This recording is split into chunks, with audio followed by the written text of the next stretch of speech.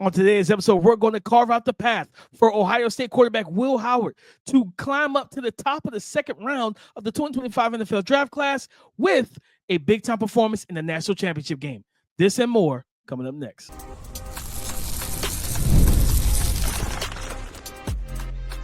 You are Locked On NFL Draft, your daily podcast covering the NFL Draft. Part of the Locked On Podcast Network, your team every day.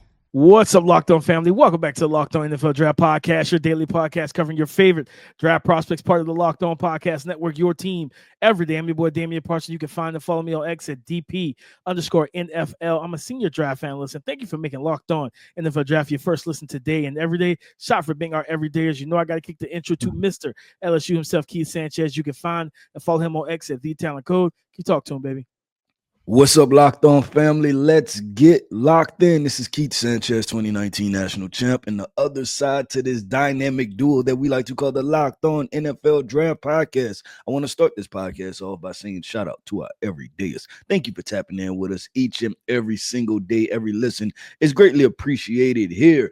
DP, today's show, man, we are going champ talk, championship conversation. We're talking Ohio State versus Notre Dame for all the marbles. We're going to start at the top. We're talking quarterbacks.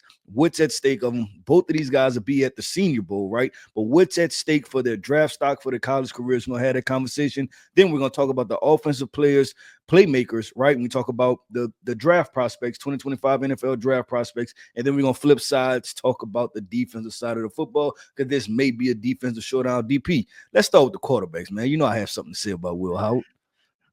This episode is brought to you by PrizePicks. Go to prizepicks.com/LockedOnNFL and use the code all lowercase LockedOnNFL to win $50 instantly when you play $5. Ohio State quarterback Will Howard, Keith, got this team, helped propel this team to the national title game. 6'4", 235 pounds, big arm, good mobility, functional mobility. When you look at this national championship game and what it means for, like you said, he's going to the Senior Bowl, 2025 NFL Draft. What's at stake for Ohio State quarterback Will Howard? Yeah, DP, I said all the marbles in the intro. It's definitely all the marbles. This quarterback class at the top, I think that there's rufflings, right, or people trying to figure out. I was listening to ESPN, and they were talking about that they had J.J. McCarthy from last year's draft would have been ranked higher than both Shedeur Sanders and Cam Ward, right? And I mean, that's to each his own situation. Right. But the thing is that just lets me know, DP, that people are trying to find other options, right? Whether it's right or wrong, I think people are trying to find other options. And so with that being said, I look on the other side of that, DP, is that Will Howard, he has this opportunity, and I think that his season is going relatively under the radar as far as from a production standpoint. I believe right now he's at, what is it? Let me make sure. Yeah, 33 touchdowns, 10 interceptions, a QBR of 87, and 3,800 yards, right, passing. And I get it. He's with a bunch of different weapons, right? But he's doing what he's supposed to do, and you can't knock him for that. And I think projecting him to say, hey, maybe we can put him in a good situation, he has an opportunity, I believe, DP, to elevate his draft stock and start round one buzz. And I know a lot of people gonna think I'm crazy. I'm just telling you what I think is going to happen. And DP, my new phrase is, it's just gonna say, just wait on it, right? That's my new phrase right there. Just wait on it. So that's what Will Howard has at stake. No, I like that, Keith. I remember tweeting out when I was studying him early in the season. I was like, he can have that kind of Will Levis type of arc in my opinion, where he's gonna he reminded me a little bit of Will Levis. I think his tape is cleaner than Will Levis, but just from he's going to have the body type, the profile, the arm strength, the mobility. I have to tweet this out, DP. The comp that you are going to hear, we are going to leave the Senior Bowl, and there will be Josh Allen comps. Oh, no, 100%. That's what I believe is going to happen when we walk out of the Senior Bowl. 100%. And it's crazy because during the summer, I remember seeing people call him PA Josh Allen, Pennsylvania Josh Allen. And I was just like, oh, here we go. You know what I mean? Because he's going to have the look. He's going to have the arm talent. I don't think his arm is like that great, like up to that par or that level, even to Will Levis. Will Levis, I mean, we knew like everything else we didn't like about Will Levis's game, but his arm talent was elite. Like, man, this dude. Yeah, the arm strength is up there. The arm strength is like, up there, 100%. Legit. It just was the entire process. You were like, yeah, I don't think we want part of that. So I look at Will Howard. I'm with you. I think he's got a real shot. Like I said, for me, after I think leading up to that Michigan game, I had him like back into the third. He played terribly in that Michigan game. I dropped him top of the fourth. And this, since the playoffs started, this looks like a guy, like we talked about. Michigan flipped their switch, and this team has played so different. Blame Michigan, you know what I mean? Blame Sharon Moore and all those guys over there. They balled out, and they've been balling out. He's been a catalyst for this offense. And like I said, looking at, like you talked about, when we had the discussion between him and Drew Aller, Emeka Egbuka didn't have 100 yards, but it was the timely throws and connections between him and Will Howard, 3rd and 8, between the numbers at the first down marker. And for one, Emeka Egbuka, I think for me, that's what he, kind of solidified his stock as a first rounder, because it's like, this dude not only is a great route runner in congested, tight situations, he's going to make those tough grabs on turf. He may not be the Justin Jefferson, Jamar Chase above the rim guy, but if you throw it and it's contested on the ground, he's going to make those plays in tight man-to-man coverage or with defenders around him. I think Will Howard, it's an opportunity, Keith. Like you said, people are looking for the Giants, the Raiders. Like, there's multiple teams that I already seen, then Cleveland Brown fans, obviously, because he's in Ohio, right? They like, hey, give us Will Howard and then let us go get Trevion Henderson. They think that's solving all of their problems. That's going to solve every bit of your problems, huh? Okay, I guess. But, like, there's multiple teams that, even outside of the top 2, that need quarterbacks. And even if he is in the first round guy, top of the second, those teams that have those picks, like I could see Brian Daboll falling in love with this kid and thinking, I can do similar things with Will Howard that I did with Josh Allen, right? You still have, so outside of, I'm gonna just read off again, right? And this is what we're talking about. Tennessee needs a quarterback. Cleveland needs a quarterback. The Giants need a quarterback. Jacksonville needs something. The Raiders need a quarterback. The Jets need a quarterback. New Orleans needs a quarterback, right? And so and we keep talking about this. Miami kind of needs a quarterback, right? They need a quarterback at some point. So that's 6 teams right there within the top, I think 13, 14 picks that can use a young quarterback. No, and then you think about, as we've talked about multiple times, the Rams needing a backup quarterback, needing the next face of the franchise behind a Matthew Stafford. But Keith, let's flip the coin here. Yep. Riley Leonard, the quarterback for Notre Dame. What's at stake for Riley? Because his draft stock is nuclear. It's very, it's a lot. 6'4", 215, a guy that gives you that, like, just gritty, physical run game. But it's the passing where it's like, okay, what are we getting from you on a down in and down out situation? What's at stake for Riley Leonard? DP, I'm going to be completely honest, and I say this with no tongue-in-cheek or no, like, this is a honest evaluation. What's at stake for him is people believing that he can play quarterback in the NFL in a position change, to be honest. And that sounds tough. But that's just how I feel, DP, having watched the film and having watched what's going on, is that Riley Leonard, he's a gamer. He's tough. He's athletic, right? All of those things. That's the Taysom Hill transition, right? To like, hey, do some different things for us. And I don't know if honestly, I seriously doubt that he's the athlete that Taysom Hill is. But we know that time and time again, like, they give these guys opportunities to play tight end in the NFL. Maybe he comes and enters the NFL as a backup quarterback, right? And then he gives some type of reps at tight end or, things like that. So that's probably what I think is at stake for him. It's just him making the layups, which, to be completely honest, DP, he hasn't made the layups consistently this year, right? Like, even throughout the playoffs, it's just been flat out throws, but I give him all the credit in the world for being a flat out gamer. I think I know that he's a football player. He's somebody I want to go to war with, right? But when it comes down to making the NFL, even the college throws, just making the easy throws, there's inconsistencies there. No, and I think that I never thought of, I didn't think about it until you said it about maybe the position change. Because I think, does he have a good arm? Yes. Can he throw with touch and time and anticipation? It's on tape that he can do those things. But the problem is he got to be clean in the pocket to do so. Because I got some numbers, Keith. Okay. Under pressure this season, he was on his dropbacks. 32% of his dropbacks, he saw pressure. He completed 37 of 89 attempts for 41.5% completion percentage, 339 yards passing, a per attempt average of 3 yards per attempt, 2 touchdowns, 2 interceptions, and 6 plays were deemed turnover-worthy plays when he's been under pressure. And, I've talked about his footwork, how it's slow. This is not a guy. I put up a clip, I think it was 2 days ago, of Kyle McCord, where he had a free runner. He was able to evade the guy, reset, and throw quickly and efficiently. That's not going to happen with Riley Leonard. It's a very elongated process when you move him off the spot and he has to reset his feet, get his feet underneath him, as JT O'Sullivan, aka QB School, calls it dovetailing, to get lined up to throw. That's a long process. So under pressure, I don't think this is a quarterback you want to draft to get it done. I liked his tape for the most part during the season, but when I saw him get pressured, everything went downhill. And I don't know if that's going to change at the NFL level, because defensive coordinators will be like, well, in that case, let's fire zone him, right? Let's show man-to-man, but let's send pressure overload from the backside. Let's get to him, and let's see if we can Sam Darnold him and make him feel our presence for 4 quarters and start seeing ghosts, and then everything just goes downhill. Yeah, I agree with that 100%. DP, let's keep this thing going, man. And we're going to the offensive playmakers, right? Which guys need to make plays to help win their team a national championship in the college football playoffs. We're going to talk about that coming up next. It's playoff time, and if you're like me, you want to make the most of these final weeks of football action. That's where PrizePicks comes in.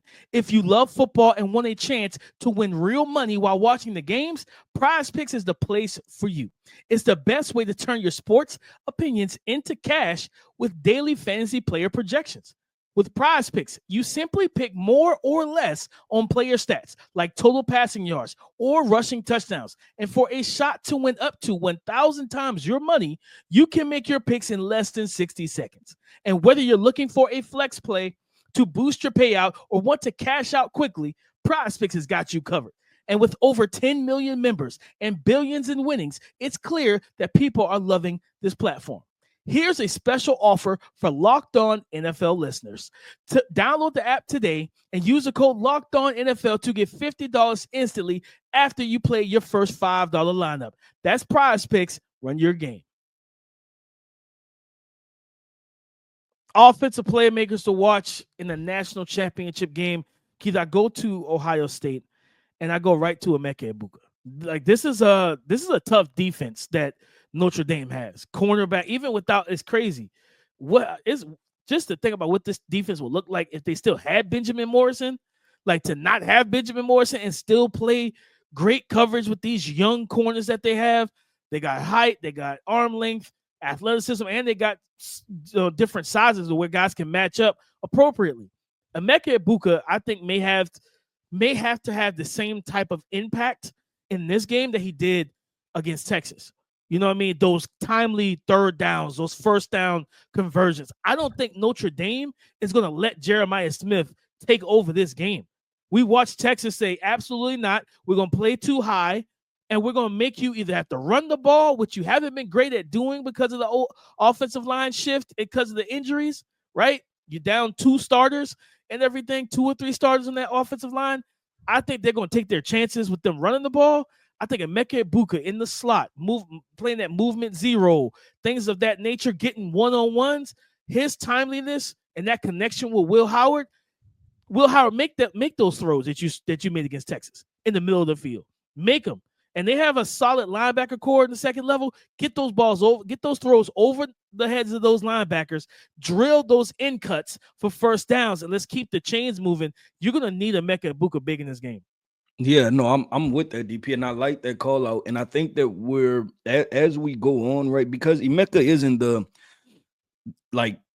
go-to explosive playmaker type guy, right? Like that's not his game. But I think that you're starting to call let's say there's people within the draft community, and I know that you've been there for a while, starting to understand and carve out the importance of what Emeka could be to an NFL offense, right? And how you still could potentially run a lot of things through him, even though he doesn't serve as the 70-yard big-time playmaker type of football player, right?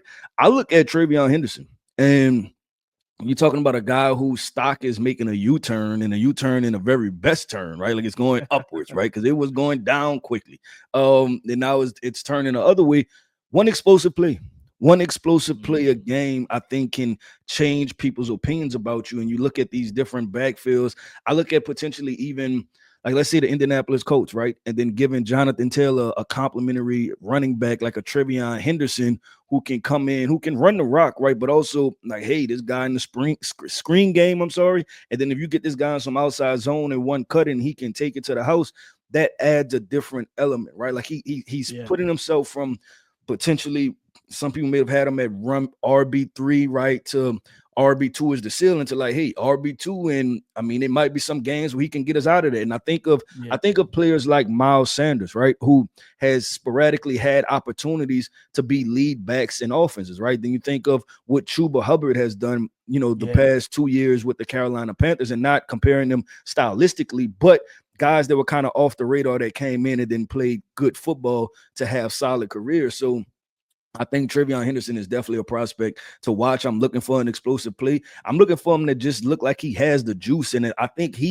we've said with both of these running backs, it looked like because of what Ohio State did structure-wise, both of these guys were kind of in their head. It seems like Travion is finding his rhythm, within this offense and, right now. No, 100%. Like they need him. And on the season, he's been targeted 29 times. He caught 26 of them for 281 yards, and he had that long 75-yard screenplay that went for a touchdown against Texas. His explosiveness, his ability to make plays in space, like getting it, and that's why I think like trying to get that screen game, get him in the flats as like a hot route or just a shallow route against these linebackers. From an athleticism standpoint, he is going to win that matchup. So, and this is a guy that played wide receiver and cornerback in high school. He wasn't just a runner. Like, he played multiple positions. So he's got soft hands. He catches the ball well.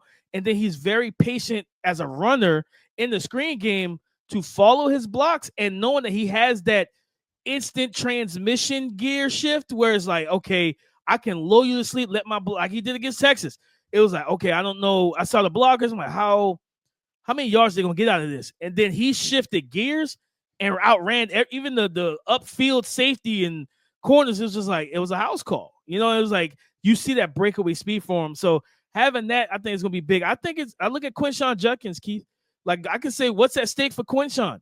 Your decision for the 2025 NFL draft. He's the hammer, the powerhouse of this rushing attack, where what we saw at Ole Miss, we're not seeing that this year with him. He's not getting the volume carries. He's more of the 3 yards in the cloud of dust type runner. That's how Chip Kelly's using them. And I think for him, it's just, can you walk out on the biggest stage of your career? This is why you came to Ohio State. These opportunities, right? NIL, but these opportunities as well. Like, you came for these big time moments in these big time games. You were a nice enough piece to help get them there, because Travion Henderson has struggled staying healthy as the full-time back. You've kept him healthy. He's kept you healthy all season. You both are fresh. You're not overly worked. Now, can you come out here, run the ball physically, and kind of set the tone, right? Like, Keith, I remember when Notre Dame played Bama in the national championship game maybe a decade ago, whatever. And Eddie Lacy was the star back at the time. I think he played on like a partially torn ACL. And I think they had Manti Te'o and all those guys. People were like, yeah, Notre Dame's ready. They're going to punch them in the mouth. People really felt that way. And it was like kind of the first couple runs I saw with Eddie Lacy, and I'm like, yep, that was the tone set. That was funny. It's funny that people felt that way, because I don't know if you've seen this. Manti, and this is off script a little bit, but Manti, he was just on, I don't know if he works on CBS. I can't remember what network, right? And he was talking about previewing that national championship game, right? And he was talking about how they were kind of standing in the tunnel, and then his guys were making a lot of noise, right? And he was, like, they were amped up. They ready to play the national championship game. They don't care. They ready to go to war. And then the security guards had them stopped, right? And then Bama came busting out of the locker room, right? And he was like, man, they got DJ Fluker and Chance Warmack. And he said, I turned around and all my guys were quiet now. And he said, man, I knew it was gonna be a long day after that. He said just them Bro. walking through the tunnel. He said all my guys got quiet. He said, "Yeah, I knew that was a wrap." It's so The size discrepancy in the trenches was ridiculous, and just to watch, because I believe they had Everett Golston, who was a quarterback from my neck of the woods at Myrtle Beach High School. He was their quarterback, and I remember I played against him in high school, and I was like, he was a good quarterback. And I just knew watching that game, I was like, yeah, Alabama's going to get in his head. They're going to hit him. He didn't like being hit, different things like that. They're going to get to him. And I just look at this game as like, can Quinshawn do like Eddie Lacy and that off set the tone? Like, okay, you guys, you physical in the Big Ten? Like, or in your, well, they don't have a conference. You're physical and you play physical all year. Can you play physical against another guy like that? And I also look at, Keith, real quick, Donovan Jackson at left tackle. Right? Can you keep up this streak of shutting down like good defensive lines at tackle? Because again, you're helping yourself make some money to where teams are looking at you as, can he play tackle at the next level? Can he play tackle in the NFL, whether it's left or right? He's shown that he can play tackle at the college level. We know he's a really good guard. I think, when I was still with the Draft Network, we had a first-round grade on him as a guard because he's this guy that moves people. He's strong. He's physical. But I'm happy to see just the foot quickness as a tackle for him. And I'm like, you know what? You're making this a conversation that we didn't think would be a conversation for Donovan Jackson, that maybe he could play tackle. DP, you know what the was at stake for him? You ready for this? Graham Barton and Peter Skoronski. That's what's at stake for him, in the sense of the fact of being you're this year's version of that, right? Where everybody's like they're looking at you and say, man, we can put this guy anywhere along the line of scrimmage. How much value does that have? And we've seen both of those guys go fairly high in the draft, right? Peter both were first rounders, right? Yeah, both were first rounders. I think Peter went top 10. I think Barton was top 25. So you can entrench yourself in with the tackle class that we'll get into this tackle class. Because now that I'm finishing up final reports, a lot of question marks. A lot of question marks, DP. But I'll say this, that he has opportunity to place himself as potentially a top 2 or 3 drafted offensive lineman, regardless of position. But DP, let's get this thing going, man. And we're gonna finish up with what the defensive playmakers, right? Which guys on the defensive side of the football need to make some plays. We're gonna talk about that coming up next. This is a message from our sponsor, Intuit TurboTax. Taxes were waiting, wondering and worrying if you were going to get any money back, then waiting and wondering and worrying some more. Now, Taxes is matching with a TurboTax expert who can do your taxes as soon as today. An expert who gives your taxes their undivided attention as they work on your return, while you get real-time updates on their progress so you can focus on your day. An expert who will find every deduction possible and file every form, every investment, everything with 100% accuracy. All so you can get the most money back guaranteed. No waiting, no wondering, no worries. Now this is Taxes. Get an expert now on TurboTax.com. Only available with TurboTax Live full service. Real-time updates only in iOS mobile app. See guaranteed details at TurboTax.com/guarantees. Thank you for making Locked On NFL Draft your first listen today and everyday shot, for being our everydayers. Defensive prospects to watch in the national championship game, Notre Dame versus Ohio State. And Keith, I'm gonna start with Notre Dame and Xavier Watts, the do-it-all safety defensive back for Notre Dame. Arguably, especially without Benjamin Morrison, he's their best defensive player. Like, you know what I mean? Guy, I think he has like 5 or 6 interceptions on the season. He's one of those guys that's just he is where he's supposed to be, and he seems to find the ball, and the ball seems to find him, and everything. And I think in this game, you talk about with this team that will spread you out. They'll throw some manufactured passes to kind of get Will Howard in rhythm. Tackling in space will be big for this Notre Dame defense. Whether it is Emeka Egbuka, Cornell Tate, G. Scott, the tight end, Trevion Henderson, or even Jeremiah Smith himself, tackling in space is going to be big. And we talked about as we just talked about that story about Manti Te'o. I think Xavier Watts is going to be one of those guys that has to keep this team level-headed in terms of, let's not get too high, get too low. Let's play our game be the leader of this defense and of this secondary. Also quarterbacking guys, making sure they know the coverage call, making sure guys are lined up and are where they're supposed to be so that you don't have coverage busts against this type of team and this offense, as they've been one of the most explosive offenses. They've been the most explosive offense in the college football playoffs since the start of this thing. So, like, I think Xavier Watts is one of the top guys I'm going to be looking at, because I think we look at Malachi Starks, he is everybody's safety one. I think Xavier Watts is the second safety. You got guys like Andrew Makuba and a couple other guys coming into that 3, 4, and 5 spot. This, again, is a good safety group that nobody talks about. I agree with that, DP, and I like just you mentioned Makuba in that group too. I'm gonna switch to Ohio State because obviously they're the loaded team, and I look at one player, DP, that since you've mentioned them, he seems like he just hasn't stopped making plays, and that's linebacker Sonny Styles, right? Just making plays left and right for this Ohio State defense. And then the other guy is linebacker Cody Simon. And I'm looking at both of those guys because they're going to have to stop the run. And I'm not talking about just the running back run, but Riley Leonard, right? We talked about the athlete that he was in the very first segment. Some of the plays that he's making is his legs, right? That Georgia game, the biggest play of the game was when he responded, I think, to Georgia driving the ball to get 3 points, and I think they responded and went and got 7, I believe, or when he got 3 and tied the game up. I can't remember exactly how it ended, but he had a big time run, right? You're talking about 40, 50, 60 yards. You have to be on that guy, right? You have to be disciplined. If you're spying him when he drops back to pass, right, you got to be able to break down in the open field and make the tackle. So I think the linebackers are going to be super important in this game for Ohio State. And I look at both of those guys because they're making plays left and right, DP. 100%. And I think with Cody's been playing like a man possessed. Yep. Like he's good in coverage. He's instinctive. He blitzes well, pressures the quarterback. And like you said, and even to the point about Riley Leonard, Keith, since just in the CFP against Indiana, 9 rushes, 35 yards, a touchdown.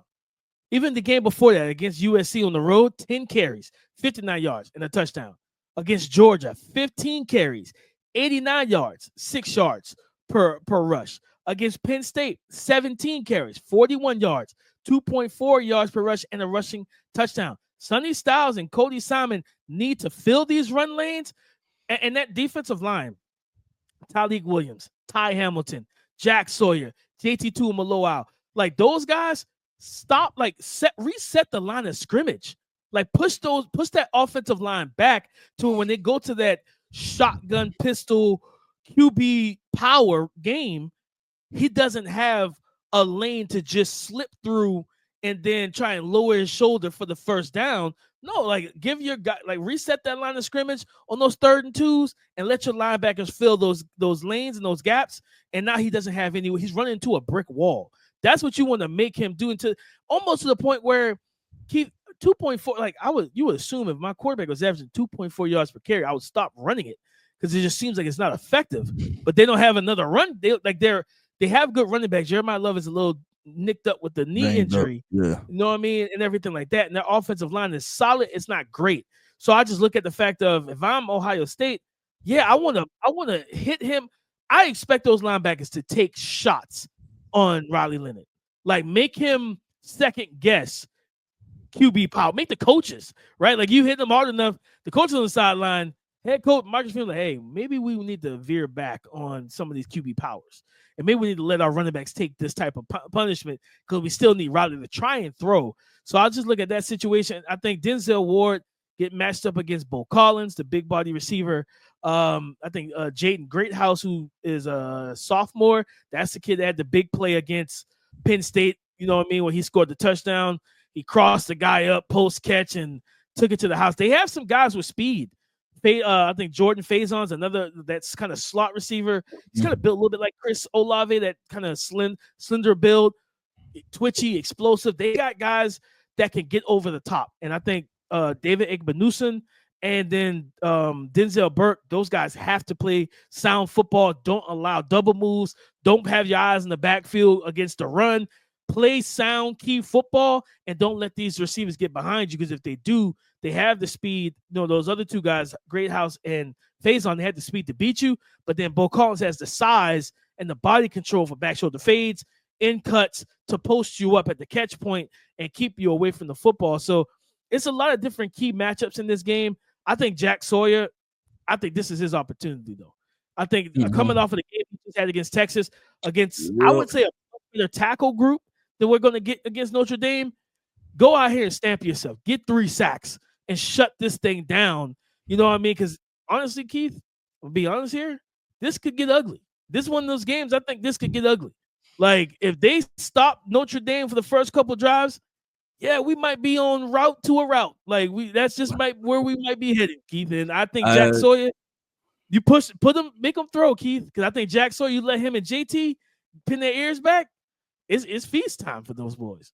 Yeah, I agree with you, DP. I agree 100% with that. I'm gonna look at one other guy too, DP, for Ohio State defense. Mentioned him last week, I believe. Lathan Ransom. Don't want to forget him. Safety, playing really good football. Top 75-ish player for me right now. I think he's balling out. It's the return of Lathan, right? We was high on him in 2022, 2023. Was kind of a step back, but 2024, especially through this playoff run, he's playing really good football. But DP, that wraps up another episode, man, a championship episode of the Locked On NFL Draft Podcast. I want to end this podcast off by saying shout out to our everydayers. Thank you for tapping in with us each and every single day. Every listener is greatly appreciated here over at Locked On. I am Keith Sanchez. You can find me on X at The Talent Code. That right there is my guy, my co-host, Mr. Damian Parson. You can find him on X at DP_NFL. And like we like to say, man, y'all come talk to us because we like to talk back.